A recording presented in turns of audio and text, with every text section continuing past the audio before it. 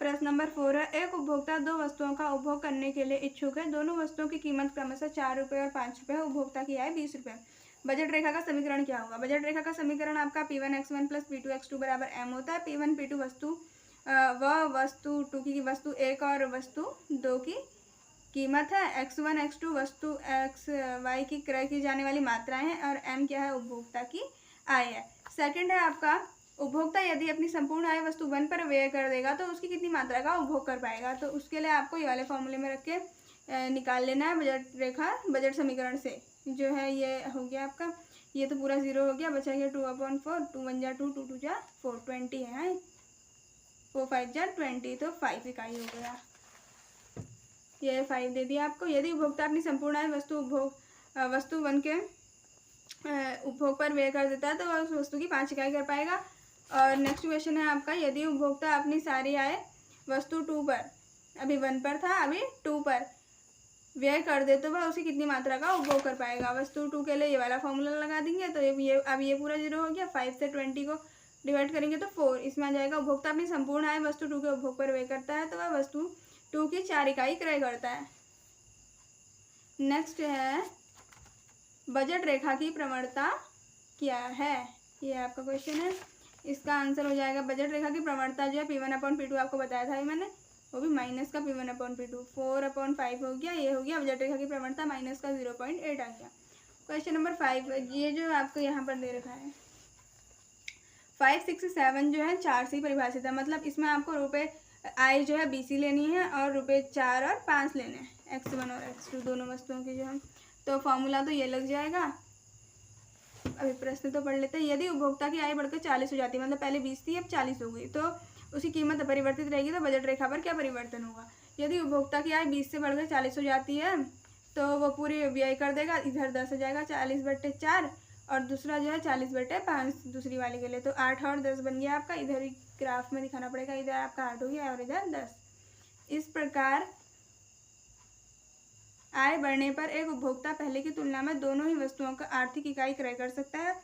अंततः बजट रेखा आय बढ़ने पर पूरे बजट रेखा के दाईं ओर ऊपर की ओर खिसक जाएगी। मतलब ये पहले कितनी थी? इतनी थी, खिसक के क्या चले गई है? थोड़ा आगे चली गई।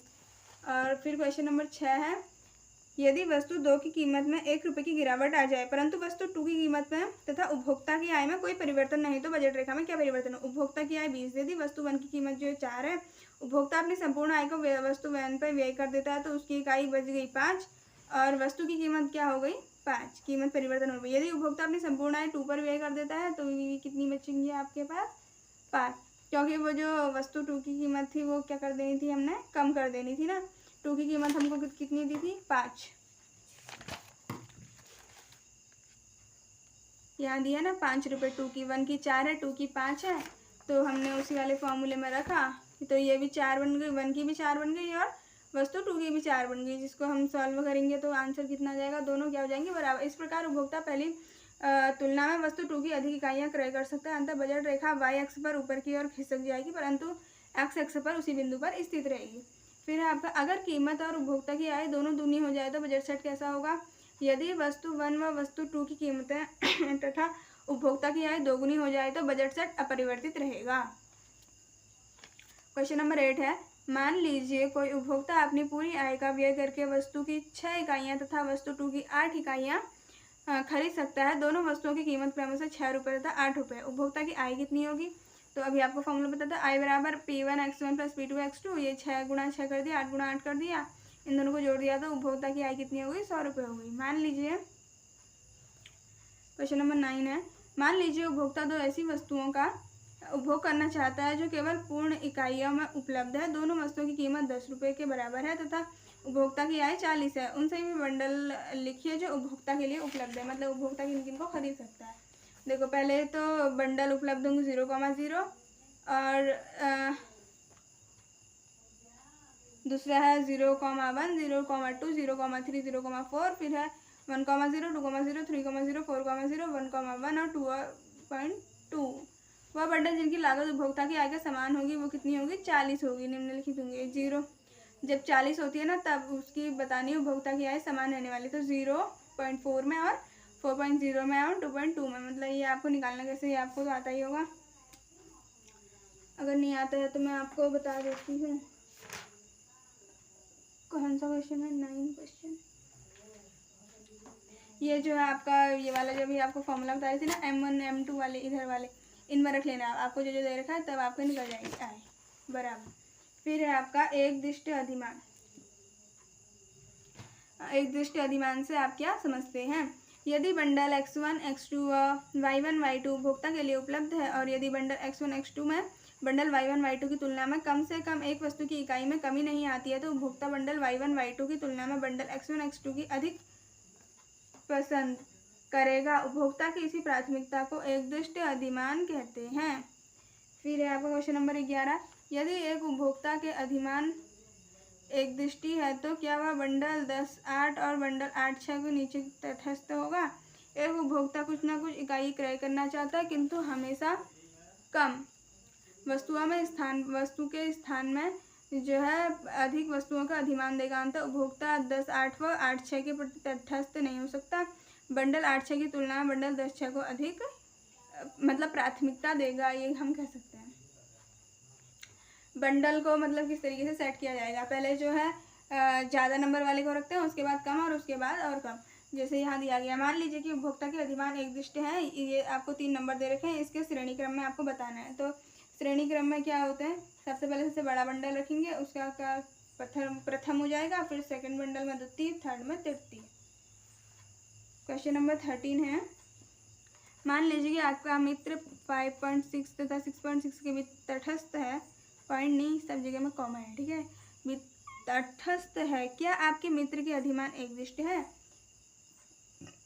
एक उपभोक्ता कम वस्तुओं की तुलना में अधिक वस्तुओं को प्राथमिकता देता है। बंडल 6.6 में बंडल 5.6 की तुलना में वस्तुएं एक की इकाई अधिक है तो इसको जो है अधिक वो देगा, प्राथमिकता देगा। वस्तु 2 की इकाइयाँ दोनों बंडलों में समान है, 6 और 6 है। अंततः उपभोक्ता जो है बंडल 6.6 को बंडल 5.6 की तुलना में अधिक वरीयता देगा। इससे हमारे मित्र का अधिमान एक दृष्टि नहीं है। फिर है आपका क्वेश्चन नंबर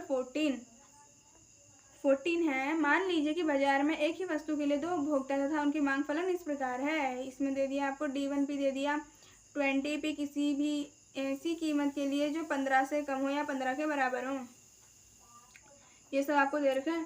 तो इसका जब आंसर करेंगे तो प्रथम मांग फलन ये इधर जो आपको दिया है D1 और D2 ये लिख लेंगे। प्रथम और द्वितीय मांग फलन लिख दिया हमने 20 - P और 30 - 2P।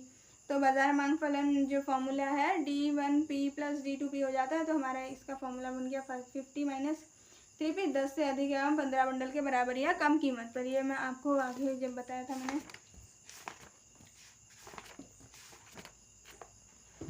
इधर बताया था मांग वक्रों को जोड़ना। तो हमारा 50 समथिंग आया है। तो हम क्या इसको क्या लेंगे, इसमें हम लेंगे 10 से अधिक एवं 10 से अधिक और 15 से बराबर, जब हमारे पास ज़्यादा होगा तब।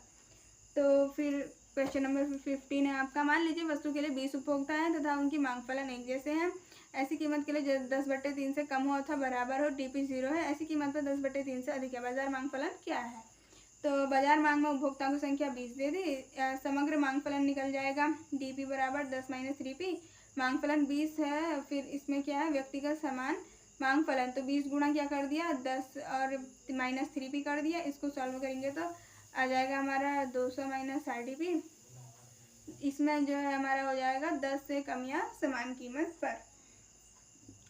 16 में आपको जो है एक ऐसा बाजार को लीजिए जहाँ केवल 2 उपभोक्ता हैं तथा मान लीजिए वस्तु के लिए उनकी मांग इस प्रकार है। ये दे रखा P, D1 और D2। इसमें हमको निकालना है बाजार मांग। तो बाजार मांग का फॉर्मूला होता है D1 + D2। इन दोनों को ऐड करके लिख देंगे तो हमारा इसके योग को ही बाजार मांग कहते हैं। सबको जोड़ लेना तो हो जाएगा। फिर क्वेश्चन नंबर 17 है। सामान्य वस्तु से आप क्या समझते हैं? वे वस्तुएं जिनकी मांग उपभोक्ता की आय बढ़ाने पर बढ़ती है और उपभोक्ता की आय घटाने पर कम हो जाती है उसको सामान्य वस्तु बोलते हैं।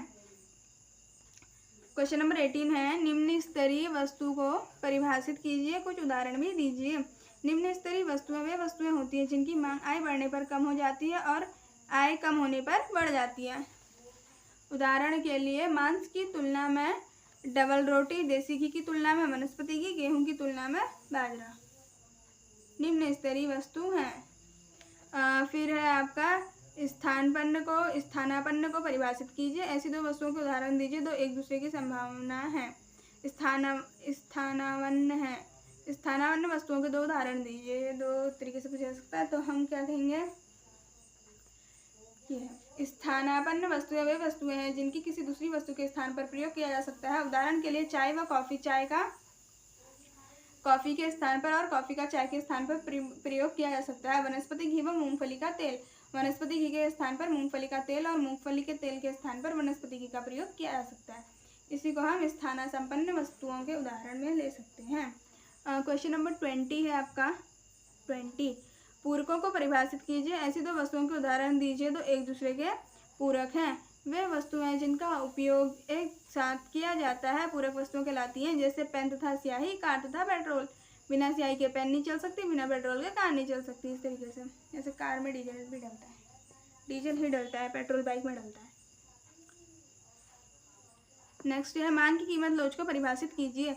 मान की कीमत लोच किसी वस्तु की कीमत में दिए हुए प्रतिशत परिवर्तन व उसकी मांग मात्रा में हुए प्रतिशत परिवर्तन के अनुपात होती है। फॉर्मूला मैंने आपको पहले भी बताया था। जो मांग की कीमत लोच बराबर होता है मांग में प्रतिशत परिवर्तन बट्टे कीमत में प्रतिशत परिवर्तन। क्वेश्चन नंबर 22 है एक वस्तु की मांग पर विचार करें। 4 रुपये की कीमत पर इस वस्तु की 25 इकाइयों की मांग। मान लीजिए वस्तु की कीमत बढ़कर 5 रुपये हो जाती है तथा परिणाम स्वरूप वस्तु की मांग घटकर 20 इकाई रह जाती है, तो कीमत लोच की गणना करनी है। अभी इसमें आपको दे दिया P0 = 4 दे दिया, P1 = 5, Q0 = 25, Q1 = 20। तो हम क्या कर लेंगे, डेल्टा P निकालने के लिए 5 में से 4 को माइनस किया, 1 बच गया। और अगला है Q, डेल्टा Q निकालने के लिए 25 में से 20 को माइनस किया तो 5 बच गया। फॉर्मूले में लिख लेंगे delta Q upon delta P into P0 upon Q0, तो ये आपका रख के 0.8 आ गया। तो वस्तु की जो है मांग की कीमत लो 0.8 है, अर्थात EP से बड़ा क्या है 1। प्रश्न 23 मांग वक्र DP = 10 - 3P को लीजिए। कीमत 5/3 पर लोच क्या है बतानी है आपको। मांग वक्र आपको ये दे दिया, मांग वक्र समीकरण आपका ये हो गया। इस प्रश्न में A बराबर इतना दिया, B बराबर इतना और P बराबर इतना है, और ये आपका हो गया फॉर्मूला। और चरों का मूल्य रखने पर जो है जो मूल्य रख दिया आपने यहाँ पे, कीमत लोच कितनी आ गई आपकी 1। प्रश्न नंबर 24 मान लीजिए किसी वस्तु की मांग की कीमत लोच 0.2 है। यदि वस्तु की कीमत में 5% की वृद्धि होती है तो वस्तु के लिए मांग में कितने प्रतिशत कमी आएगी। ये आपके EP दे दिया आपको माइनस का 0.2 और कीमत में परिवर्तन है 5%, मांग में परिवर्तन आपको निकालना है। तो ED आपको दे ही रखा है, ED की जगह में ED रख दिया, मांग में प्रतिशत बट्टे 5 कर लिया। ये 5 यहाँ डिवाइड में या मल्टीप्लाई में चले जाएगा, तो आपके मांग में प्रतिशत परिवर्तन कितना निकल गया 1%। मांग में 1% की क्या आ जाएगी, कमी आ जाएगी। क्वेश्चन नंबर 25 मान लीजिए किसी वस्तु की मांग की कीमत की लोच माइनस का 0.2 है। यदि वस्तु की कीमत में 10% की वृद्धि होती है तो उस पर लगने वाला व्यय। अब आपको व्यय निकालना है। ED आपको दे ही दिया, कीमत में वृद्धि आपको दे दी, और आपको अब व्यय निकालना है। इसको क्या मान लो आप, Y मान लो या X ही मान लो, चलो। तो ये बराबर नहीं, सिंपलाइज आएगा। माइनस का इतना इतना इंटू इतने अपॉन 10 है, 10 यहाँ का में